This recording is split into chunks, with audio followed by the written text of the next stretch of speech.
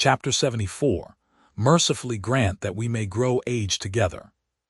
Book of Tobit, Marriage Prayer. In Middlemarch a wife could not long remain ignorant that the town held a bad opinion of her husband. No feminine intimate might carry her friendship so far as to make a plain statement to the wife of the unpleasant fact known or believed about her husband. But when a woman with her thoughts much at leisure got them suddenly employed on something grievously disadvantageous to her neighbors, various moral impulses were called into play which tended to stimulate utterance.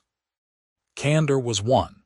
To be candid, in Middlemarch phraseology, meant to use an early opportunity of letting your friends know that you did not take a cheerful view of their capacity, their conduct, or their position. And a robust candor never waited to be asked for its opinion. Then, again, there was the love of truth, a wide phrase but meaning in this relation, a lively objection to seeing a wife look happier than her husband's character warranted, or manifest too much satisfaction in her lot. The poor thing should have some hint given her that if she knew the truth she would have less complacency in her bonnet, and in light dishes for a supper party. Stronger than all, there was the regard for a friend's moral improvement, sometimes called her soul, which was likely to be benefited by remarks tending to gloom, uttered with the accompaniment of pensive staring at the furniture, and a manner implying that the speaker would not tell what was on her mind, from regard to the feelings of her hearer. On the whole, one might say that an ardent charity was at work setting the virtuous mind to make a neighbor unhappy for her good. There were hardly any wives in Middlemarch whose matrimonial misfortunes would in different ways be likely to call forth more of this moral activity than Rosamond and her Aunt Bulstrode. Mrs. Bulstrode was not an object of dislike, and had never consciously injured any human being. Men had always thought her a handsome, comfortable woman, and had reckoned it among the signs of Bulstrode's hypocrisy that he had chosen a red-blooded Vincey, instead of a ghastly and melancholy person suited to his low esteem for earthly pleasure. When the scandal about her husband was disclosed, they remarked of her, "Ah, poor woman! She's as honest as the day she never suspected anything wrong in him, you may depend on it." Women, who were intimate with her, talked together much of poor Harriet, imagined what her feelings must be when she came to know everything, and conjectured how much she had already come to know. There was no spiteful disposition towards her. Rather, there was a busy benevolence anxious to ascertain what it would be well for her to feel and do under the circumstances, which of course kept the imagination occupied with her character and history from the times when she was Harriet Vincey till now. With the review of Mrs. Bulstrode and her position it was inevitable to associate Rosamond, whose prospects were under the same blight with her aunt. Rosamond was more severely criticized and less pitied, though she too, as one of the good old Vincey family who had always been known in Middlemarch, was regarded as a victim to marriage with an interloper. The Vinceys had their weaknesses, but then they lay on the surface. There was never anything bad to be found out concerning them. Mrs. Bulstrode was vindicated from any resemblance to her husband. Harriet's faults were her own. "She has always been showy," said Mrs. Hackbutt, making tea for a small party, "though she has got into the way of putting her religion forward to conform to her husband. She has tried to hold her head up above Middlemarch by making it known that she invites clergymen and heaven knows who from Riverston and those places." "We can hardly blame her for that," said Mrs. Sprague, "because few of the best people in the town cared to associate with Bulstrode, and she must have somebody to sit down at her table." "Mr. the Siger has always countenanced him," said Mrs. Hackbutt. "I think he must be sorry now." "But he was never fond of him in his heart, that everyone knows," said Mrs. Tom Toller. "Mr. the Siger never goes into extremes. He keeps to the truth in what is evangelical. It is only clergymen like Mr. Tyke, who want to use dissenting hymn books and that low kind of religion, who ever found Bulstrode to their taste." "I understand Mr. Tyke is in great distress about him," said Mrs. Hackbutt. "And well he may be. They say the Bulstrodes have half kept the Tyke family. And of course it is a discredit to his doctrines, said Mrs. Sprague, who was elderly and old-fashioned in her opinions. People will not make a boast of being methodistical in Middlemarch for a good while to come. I think we must not set down people's bad actions to their religion, said falcon-faced Mrs. Plymdale, who had been listening hitherto. Oh, my dear, we are forgetting, said Mrs. Sprague. We ought not to be talking of this before you. I am sure I have no reason to be partial, said Mrs. Plymdale, coloring. It's true Mr. Plymdale has always been on good terms with Mr. Bulstrode, and Harriet Vincey was my friend long before she married him, but I have always kept my own opinions and told her where she was wrong, poor thing. Still, in point of religion, I must say Mr. Bulstrode might have done what he has, and worse, and yet have been a man of no religion. I don't say that there has not been a little too much of that. I like moderation myself. But truth is truth.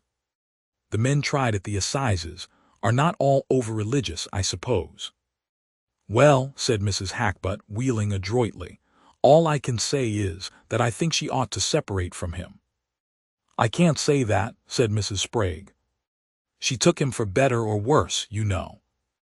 But worse can never mean finding out that your husband is fit for Newgate, said Mrs. Hackbutt. Fancy living with such a man. I should expect to be poisoned. Yes, I think myself it is an encouragement to crime if such men are to be taken care of and waited on by good wives, said Mrs. Tom Toller. And a good wife poor Harriet has been, said Mrs. Plymdale. She thinks her husband the first of men. It's true he has never denied her anything. Well, we shall see what she will do, said Mrs. Hackbutt. I suppose she knows nothing yet, poor creature. I do hope and trust I shall not see her, for I should be frightened to death lest I should say anything about her husband. Do you think any hint has reached her? I should hardly think so, said Mrs. Tom Toller. We hear that he is ill, and has never stirred out of the house since the meeting on Thursday, but she was with her girls at church yesterday, and they had new Tuscan bonnets. Her own had a feather in it. I have never seen that her religion made any difference in her dress.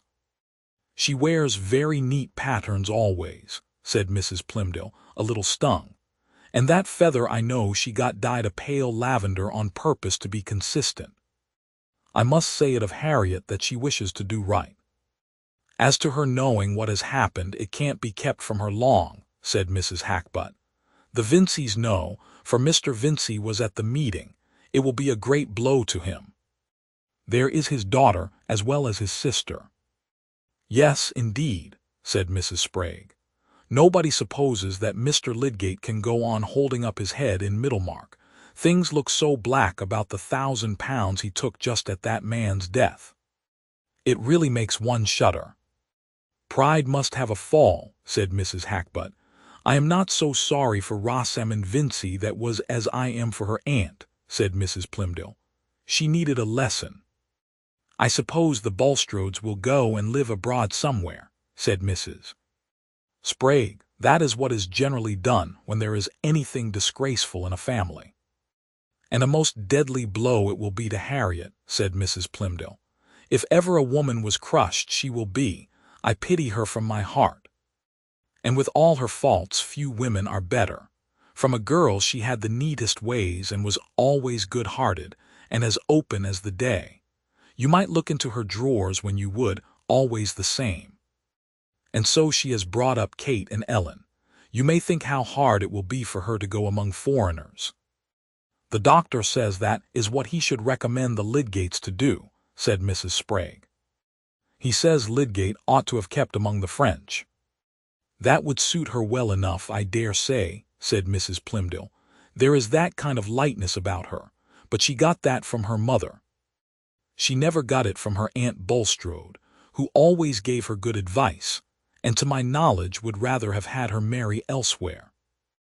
Mrs. Plymdale was in a situation which caused her some complication of feeling. There had been not only her intimacy with Mrs. Bulstrode, but also a profitable business relation of the great Plymdale dyeing house with Mr. Bulstrode, which on the one hand would have inclined her to desire that the mildest view of his character should be the true one, but on the other, made her the more afraid of seeming to palliate his culpability. Again, the late alliance of her family with the Tollers had brought her in connection with the best circle, which gratified her in every direction, except in the inclination to those serious views which she believed to be the best in another sense. The sharp little woman's conscience was somewhat troubled in the adjustment of these opposing bests, and of her griefs and satisfactions under late events, which were likely to humble those who needed humbling, but also to fall heavily on her old friend, whose faults she would have preferred seeing on a background of prosperity. Poor Mrs. Bulstrode, meanwhile, had been no further shaken by the oncoming tread of calamity than in the busier stirring of that secret uneasiness which had always been present in her since the last visit of Raffles to the Shrubs. That the hateful man had come ill to Stone Court, and that her husband had chosen to remain there and watch over him, she allowed to be explained by the fact that Raffles had been employed and aided in earlier days, and that this made a tie of benevolence towards him in his degraded helplessness. And she had been since then innocently cheered by her husband's more hopeful speech about his own health and ability to continue his attention to business. The calm was disturbed when Lydgate had brought him home ill from the meeting, and in spite of comforting assurances during the next few days, she cried in private from the conviction that her husband was not suffering from bodily illness merely, but from something that afflicted his mind. He would not allow her to read to him, and scarcely to sit with him, alleging nervous susceptibility to sounds and movements. Yet she suspected that in shutting himself up in his private room he wanted to be busy with his papers. Something, she felt sure, had happened. Perhaps it was some great loss of money, and she was kept in the dark. Not daring to question her husband, she said to Lydgate on the 5th day after the meeting, when she had not left home except to go to church, "Mr. Lydgate, pray be open with me. I like to know the truth. Has anything happened to Mr. Bulstrode?" "Some little nervous shock," said Lydgate, evasively. He felt that it was not for him to make the painful revelation. "But what brought it on?" said Mrs. Bulstrode, looking directly at him with her large dark eyes. "There is often something poisonous in the air of public rooms," said Lydgate. "Strong men can stand it, but it tells on people in proportion to the delicacy of their systems. It is often impossible to account for the precise moment of an attack, or rather, to say why the strength gives way at a particular moment." Mrs. Bulstrode was not satisfied with this answer. There remained in her the belief that some calamity had befallen her husband, of which she was to be kept in ignorance, and it was in her nature strongly to object to such concealment. She begged leave for her daughters to sit with their father, and drove into the town to pay some visits, conjecturing that if anything were known to have gone wrong in Mr. Bulstrode's affairs, she should see or hear some sign of it. She called on Mrs. Thesiger, who was not at home, and then drove to Mrs. Hackbutt's on the other side of the churchyard. Mrs. Hackbutt saw her coming from an upstairs window, and remembering her former alarm lest she should meet Mrs. Bulstrode, felt almost bound in consistency to send word that she was not at home, but against that, there was a sudden strong desire within her for the excitement of an interview in which she was quite determined not to make the slightest allusion to what was in her mind. Hence Mrs. Bulstrode was shown into the drawing-room, and Mrs. Hackbutt went to her, with more tightness of lip and rubbing of her hands than was usually observable in her, these being precautions adopted against freedom of speech. She was resolved not to ask how Mr. Bulstrode was. "I have not been anywhere except to church for nearly a week," said Mrs. Bulstrode, after a few introductory remarks. "But Mr. Bulstrode was taken so ill at the meeting on Thursday that I have not liked to leave the house." Mrs. Hackbutt rubbed the back of one hand with the palm of the other held against her chest, and let her eyes ramble over the pattern on the rug. "Was Mr. Hackbutt at the meeting?" persevered Mrs. Bulstrode. "Yes, he was," said Mrs. Hackbutt with the same attitude. "The land is to be bought by subscription, I believe." "Let us hope that there will be no more cases of cholera to be buried in it," said Mrs. Bulstrode. "It is an awful visitation, but I always think Middlemarch a very healthy spot. I suppose it is being used to it from a child, but I never saw the town I should like to live at better, and especially our end." "I am sure I should be glad that you always should live at Middlemarch, Mrs. Bulstrode," said Mrs. Hackbutt with a slight sigh. "Still, we must learn to resign ourselves, wherever our lot may be cast, though I am sure there will always be people in this town who will wish you well." Mrs. Hackbutt longed to say, "If you take my advice you will part from your husband," but it seemed clear to her that the poor woman knew nothing of the thunder ready to bolt on her head, and she herself could do no more than prepare her a little. Mrs. Bulstrode felt suddenly rather chill and trembling.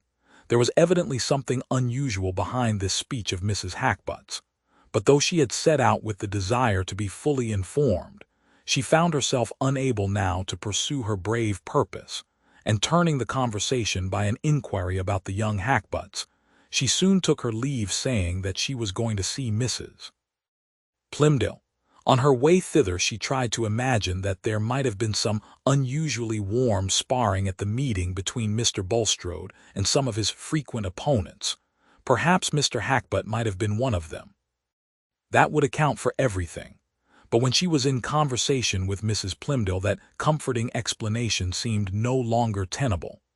Selina received her with a pathetic affectionateness, and a disposition to give edifying answers on the commonest topics, which could hardly have reference to an ordinary quarrel of which the most important consequence was a perturbation of Mr. Bulstrode's health. Beforehand, Mrs. Bulstrode had thought that she would sooner question Mrs. Plymdale than anyone else, but she found to her surprise that an old friend is not always the person whom it is easiest to make a confidant of. There was the barrier of remembered communication under other circumstances. There was the dislike of being pitied and informed by one who had been long wont to allow her the superiority. For certain words of mysterious appropriateness that Mrs. Plymdale let fall about her resolution never to turn her back on her friends, convinced Mrs. Bulstrode that what had happened must be some kind of misfortune, and instead of being able to say with her native directness, "What is it that you have in your mind?" she found herself anxious to get away before she had heard anything more explicit. She began to have an agitating certainty that the misfortune was something more than the mere loss of money, being keenly sensitive to the fact that Selina now, just as Mrs. Hackbutt had done before, avoided noticing what she said about her husband, as they would have avoided noticing a personal blemish. She said good-bye with nervous haste, and told the coachman to drive to Mr. Vincey's warehouse. In that short drive her dread gathered so much force from the sense of darkness, that when she entered the private counting-house where her brother sat at his desk, her knees trembled, and her usually florid face was deathly pale. Something of the same effect was produced in him by the sight of her. He rose from his seat to meet her, took her by the hand, and said, with his impulsive rashness, "God help you, Harriet. You know all." That moment was perhaps worse than any which came after. It contained that concentrated experience which in great crises of emotion reveals the bias of a nature, and is prophetic of the ultimate act which will end an intermediate struggle. Without that memory of Raffles, she might still have thought only of monetary ruin, but now along with her brother's look and words there darted into her mind the idea of some guilt in her husband. Then, under the working of terror, came the image of her husband exposed to disgrace, and then, after an instant of scorching shame in which she felt only the eyes of the world, with one leap of her heart she was at his side in mournful but unreproaching fellowship with shame and isolation. All this went on within her in a mere flash of time, while she sank into the chair and raised her eyes to her brother who stood over her. "I know nothing, Walter. What is it?" she said faintly. He told her everything, very inartificially in slow fragments, making her aware that the scandal went much beyond proof, especially as to the end of Raffles. "People will talk," he said. "Even if a man has been acquitted by a jury, they'll talk and nod and wink, and as far as the world goes, a man might often as well be guilty as not. It's a breakdown blow, and it damages Lydgate as much as Bulstrode. I don't pretend to say what is the truth. I only wish we had never heard the name of either Bulstrode or Lydgate. You'd better have been a Vincey all your life, and so had Rosamond." Mrs. Bulstrode made no reply. "But you must bear up as well as you can, Harriet. People don't blame you, and I'll stand by you whatever you make up your mind to do," said the brother, with rough but well-meaning affectionateness. "Give me your arm to the carriage, Walter," said Mrs. Bulstrode. "I feel very weak." And when she got home she was obliged to say to her daughter, "I am not well, my dear. I must go and lie down. Attend to your papa. Leave me in quiet. I shall take no dinner." She locked herself in her room. She needed time to get used to her maimed consciousness, her poor lopped life, before she could walk steadily to the place allotted her. A new searching light had fallen on her husband's character, and she could not judge him leniently.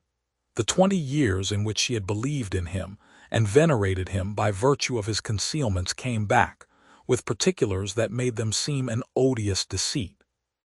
He had married her with that bad past life hidden behind him, and she had no faith left to protest his innocence of the worst that was imputed to him.